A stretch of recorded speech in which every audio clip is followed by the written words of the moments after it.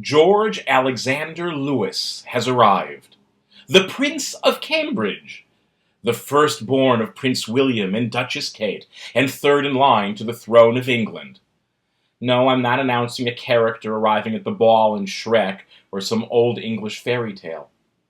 In fact, the baby born this week, the royal baby, to perhaps more attention than any kid has gotten in, well, I don't remember the last time a baby was born with this much attention.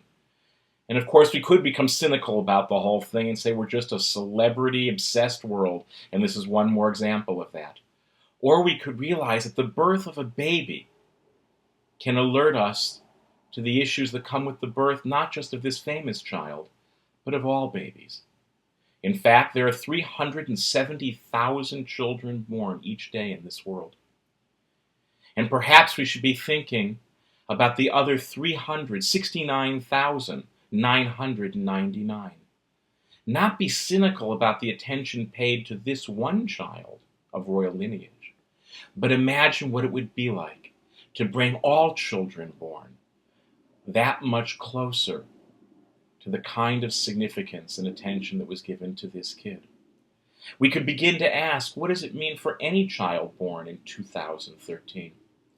Knowing that some will be born in great fame and affluence and comfort, and others will be born with nothing, in poverty, in war, in suffering. But what if we began to imagine that actually all babies are entitled to at least some of that which the little prince will receive? What if we began to imagine that all kids should be brought that much closer to safety, security, and peace? In fact, it reminds me of a Jewish tradition at the circumcision ceremony, the Brit Milah, and one now increasingly practiced at baby namings for Jewish girls as well. The child is placed in the chair of Elijah the prophet. Elijah the prophet, who in Jewish tradition announces the coming of the Messiah, as if to tell all those gathered, you see this little baby?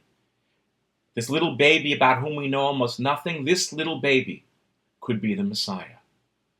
What would it mean to treat each little baby, at least as they came into the world, as if they were the future Messiah? What would it be like to challenge ourselves to sustain a life for that child according to that hope? Would the future Messiah be allowed to go hungry? Would the future Messiah go without medical care or a safe place to live or a loving community? We know the answer. And so perhaps the real lesson of this week is not to celebrate the life and the arrival of one baby less, but actually to allow our celebration of that one baby to challenge us to celebrate the arrival, and even more importantly, create the lives that we hope and believe all children deserve. Because who knows, each one of them has the potential, if not to redeem the entire world, at least to bring it that much closer to redemption, to peace, and to fulfillment.